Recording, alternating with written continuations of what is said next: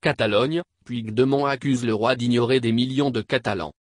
Le chef de l'exécutif s'est exprimé mercredi soir à la télévision. Le patron de la police régionale et des indépendantistes ont été convoqués dans le cadre d'une enquête pour sédition. 3 jours après le référendum d'autodétermination qui a vu le oui l'emporter au cours d'un scrutin contesté, le chef de l'exécutif catalan, Carles Puigdemont, a reproché au roi d'Espagne Felipe V d'avoir délibérément ignoré des millions de Catalans indépendantistes dans son discours solennel prononcé mardi. Dans une allocution mercredi soir, M. Puigdemont a aussi critiqué un gouvernement espagnol irresponsable, l'exhortant à accepter une médiation. Et il a promis de mettre sur la table une feuille de route pour la sécession de la région dans les jours qui viennent. À Madrid, le gouvernement de Mariano Rajoy a catégoriquement refusé cet appel, dans un communiqué publié après cette intervention.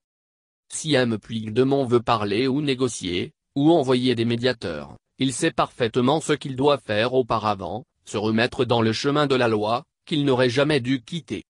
Quant aux indépendantistes catalans de la coalition Junts-Pel-Sí, Ensemble pour le oui, et de la candidature d'unité populaire, CUP, ils réclament que le Parlement régional se réunisse ce lundi pour débattre de l'indépendance de la région la plus riche d'Espagne. La tenue de cette session plénière est un préalable indispensable à toute déclaration d'indépendance. Dans un entretien à la BBC, mardi, M. Puigdemont avait déjà affirmé que la région autonome proclamerait son indépendance d'ici à la fin de la semaine ou au début de la semaine prochaine, sans donner alors de date précise. Nous allons déclarer l'indépendance 48 heures après le décompte des résultats officiels, avait-il poursuivi. Le chef de la police catalane convoqué par la justice. Pour sa part, Madrid a poursuivi ses actions judiciaires, le chef de la police catalane, les Mossos d'Esquadra, et des responsables indépendantistes ayant été convoqués, mercredi, dans le cadre d'une enquête pour sédition. Mercredi matin, au lendemain du discours du roi Felipe V, la justice espagnole a convoqué en vue de leur inculpation le chef de la police catalane Josep Lluís Trapero ainsi qu'une de ses subalternes et 2 dirigeants d'associations indépendantistes.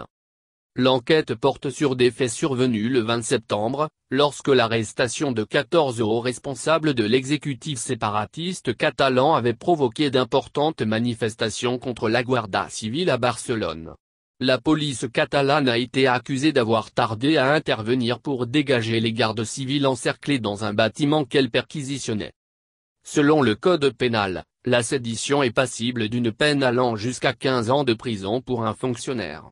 Sur son compte Twitter, la police catalane affirme que les ordres du procureur ont été strictement respectés. L'UE appelle au dialogue. De son côté, le Parlement européen a débattu, mercredi après-midi, sur la situation en Catalogne.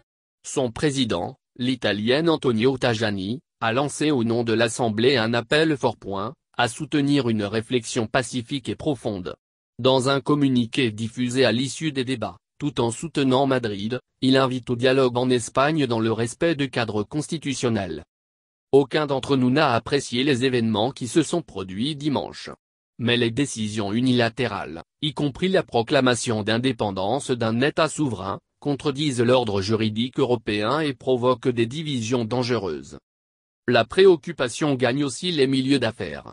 Une déclaration unilatérale d'indépendance plongerait le pays dans une situation extrêmement complexe, aux conséquences inconnues, mais dans tous les cas très graves, a déclaré, mercredi, dans un communiqué le Cercle d'Economia, important lobby patronal catalan. Le président de Banco de Sabadell, l'une des 2 principales banques catalanes, a évoqué la possibilité de déménager le siège social de l'entreprise en cas d'indépendance et de sortie de l'Union européenne, UE. La bourse de Madrid a, par ailleurs, chuté mercredi, les établissements bancaires catalans et espagnols voyant leurs titres dégringoler.